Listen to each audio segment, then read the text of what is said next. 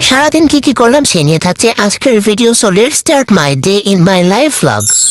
তো সেদিন সকালে আমি উঠছিলাম 10:22 বাজে। আমার দিনই শুরু হয় 10টার পরে। আর ডেইলি ব্লগের কি দেখাবো, যাই হোক যেটুকু সময় আছে ওইটুকুই দেখাবো। ঘুম থেকে উঠেই আমার প্রথম কাজ আমার বিছানা গুছানো, ঘর গুছানো। এরপর আমি চলে যাই আমার গাছে পানি দিতে। গাছে যেহেতু সকাল সকাল পানি দিতে হয়, আমার কাছে আমি যখন ঘুম থেকে উঠি তখনই সকাল হয়, তাই আমি যখন ঘুম থেকে উঠি তখনই গাছে পানি দিতে যাই। আর দেখো ফুলগুলো কি সুন্দর হয়েছে, যেহেতু আমার গাছ সুন্দর তো হবেই।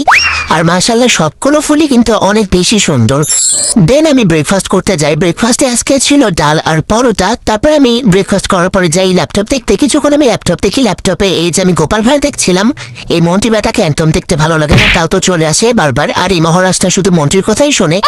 কিছুক্ষণ ল্যাপটপ দেখার পরে আমার ল্যাপটপ দেখা হয়ে যায়, আমি ল্যাপটপটা বন্ধ করে দেই। দেন এখানে দেখি যে আমার ভাই কিছু জিনিস আনছে, এগুলো কি জানি আনছে। তো ওখানে আমার চানাচুরটা খাইতে মন গেল, তো আমি এখানে চানাচুরটা খাচ্ছিলাম।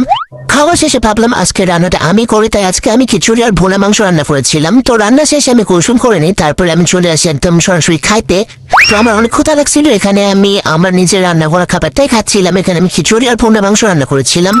খাওয়া শেষে আমি কিছুক্ষণ রেস্ট নেই, তারপর বিকালে ছাদে যাই। আর ছাদে যে এত ভালো ওয়েদার দেখতে পাই, মাশাল্লাহ মাশাল্লাহ, এত সুন্দর ওয়েদার ছিল। আর ঝড় হচ্ছিল, তো অনেক ঝড় হয়েছিল আসলে। কিন্তু ঝড় হওয়ার কারণে বৃষ্টি আর হয়নি, শুধু ঝড়ই হয়েছে। তো ঝড়ে আমার ভাই অনেকগুলো আম কুড়িয়েছে, আমাদের গাছেরই আম।